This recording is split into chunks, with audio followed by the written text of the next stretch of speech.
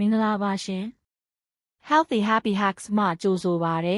။ကျမတို့ရဲ့ဒီအစီအစဉ်မှာနေ့စဉ်ဘဝမှာပိုမိုကျန်းမာပျော်ရွှင်စွာနေထိုင်နိုင်ဖို့အတွက်အာဟာရကျန်းမာရေးနဲ့သိပ္ပံသုတေသနတွေကတွေ့ရှိထားတဲ့အရေးကြီးတဲ့အချက်လက်တွေကိုရိုးရှင်းလွယ်ကူတဲ့ပုံစံနဲ့မျှဝေပေးသွားမှာဖြစ်ပါတယ်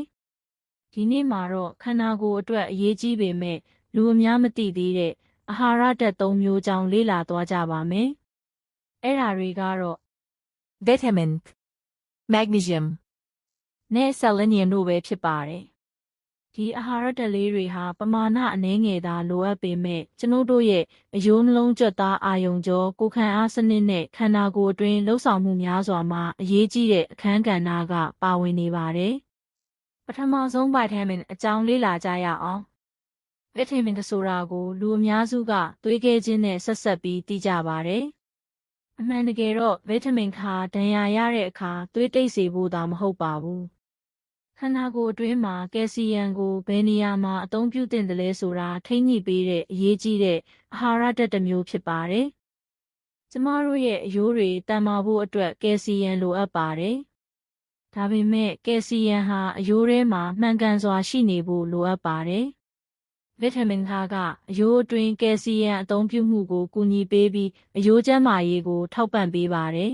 ။သုတေသနများအရဗီတာမင်ကအရိုးကျန်းမာရေးနဲ့သွေးကြောကျန်းမာရေးဆိုင်ရာလုပ်ငန်းစဉ်များမှာပါဝင်နိုင်ကြောင်းလေ့လာတွေ့ရှိထားပါတယ်။ဗီတာမင်ကျွယ်ဝတဲ့သဘာဝအစားအစာတွေကတော့ကိုက်လန်ဟင်းနုနယ်ရွက်ပန်းကော်ဖီစိမ်း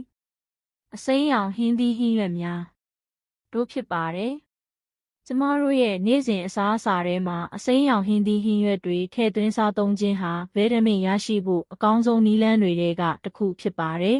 ။နောက်တစ်ခုကတော့မက်နီဆီယမ်ဖြစ်ပါတယ်။မက်နီဆီယမ်ကိုတစ်ခါတရံ relaxation mineral သို့မဟုတ်ခန္ဓာကိုယ်ကိုအေးချမ်းစေတဲ့သတ္တုဓာတ်လို့လည်းခေါ်ကြပါတယ်။ဘာကြောင့်လဲဆိုတော့မက်နီဆီယမ်ဟာခန္ဓာကိုယ်အတွင်းလုပ်ငန်းစဉ်ရာနဲ့ချီမှာပါဝင်နေလို့ဖြစ်ပါတယ်။ Magnesium ဟာကြွက်သားတွေပုံမှန်အလုပ်လုပ်နိုင်ဖို့အာယုံကြောစနစ်တည်ငြိမ်ဖို့စွမ်းအင်ထုတ်လုပ်ဖို့သွေးပေါင်ချိန်ထိန်းညှိဖို့အရေးကြီးပါတယ်။မက်နီဆီယမ်နည်းပါးလာတဲ့အခါလူအချို့မှာကြွက်သားတက်ခြင်းပင်ပန်းနွမ်းနယ်ခြင်းနဲ့အားနည်းခြင်းတွေဖြစ်နိုင်ပါတယ်။မက်နီဆီယမ်ရရှိနိုင်တဲ့အစားအစာတွေကတော့ဖယုံစေ့အယ်မွန်စေ့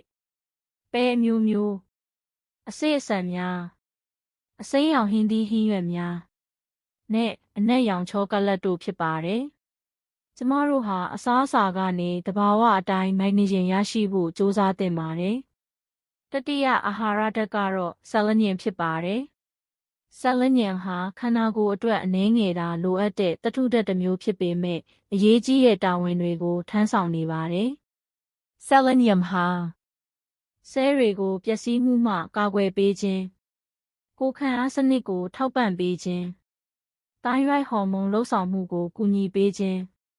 တို့မှာပါဝင်ပါတယ်။ကျမတို့ရဲ့တိုင်းရိုက်ကလင်းဟာခန္ဓာကိုယ်ရဲ့စွမ်းရည်အသုံးပြုမှုနဲ့ metabolism ကိုထိန်းညှိပေးတဲ့အရေးကြီးတဲ့အစိတ်ပိုင်းတစ်ခုဖြစ်ပါတယ်။ Selenium ရရှိနိုင်တဲ့အစားအစာတွေကတော့ငါးကြက်ဥအသားအစေ့အဆန်များနဲ့ Brazil nuts တို့ဖြစ်ပါတယ်။ဒါပေမဲ့ဆယ်လနီယမ်ဟာပမာဏအနည်းငယ်သာလိုအပ်တဲ့အတွက်အလွန်အကျွံစားသုံးခြင်းကိုရှောင်ရှားသင့်ပါတယ်။ဒါဆိုဗီတာမင် Magnesium နဲ့ Selenium တို့ရဲ့ဆက်စပ်မှုကိုပြန်လည်စဉ်းစားကြည့်ရအောင်။ဗီတာမင်ကခန္ဓာကိုယ်ထဲမှာကယ်ဆီယမ်ကိုစနစ်တကျအသုံးပြုနိုင်အောင်ကူညီပေးပါတယ်။ Magnesium ကကြွက်သားအာယုံကြောနဲ့စွမ်းရည်လုပ်ငန်းစဉ်တွေကိုထိန်းညှိပေးပါတယ်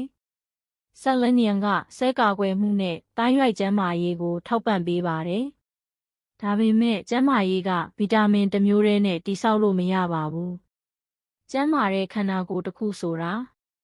မျှတတဲ့အစားအစာပုံမှန်လှုပ်ရှားမှုလုံလောက်တဲ့အိပ်စက်မှု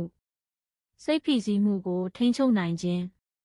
တို့ပေါင်းစပ်ပြီးဖြစ်ပေါ်လာတာဖြစ်ပါတယ်။ Healthy Happy Hacks ရဲ့ဒီနေ့အစီအစဉ်ကနေမှတ်သားထားတဲ့အချက်ကတော့သေးငယ်တဲ့အာဟာရဓာတ်လေးတွေဟာခန္ဓာကိုယ်အတွင်းမှာအလွန်ကြီးမားတဲ့အခန်းကဏ္ဍတွေကိုထမ်းဆောင်နေကြပါတယ်။နေ့စဉ်စားသုံးတဲ့အစားအစာရွေးချယ်မှုလေးတွေကပဲကျမတို့ရဲ့အနာဂတ်ကျန်းမာရေးကိုတည်ဆောက်ပေးနိုင်ပါတယ်။ ဒီအစီအစဉ်ကိုအဆုံးထိနားဆင်ပေးတဲ့အတွက်အထူးကျေးဇူးတင်ပါတယ်ရှင်။ Healthy Happy Hacks ကိုဆက်လက်အားပေးပြီးနောက်ထပ်ကျန်းမာရေးဆိုင်ရာအသိပညာကောင်းများနဲ့ပြန်လည်တွေ့ဆုံကြပါမယ်။ကျန်းမာပျော်ရွှင်ပြီးအသက်ရှည်ကြာလှပတဲ့ဘဝကိုပိုင်ဆိုင်နိုင်ကြပါစေရှင်။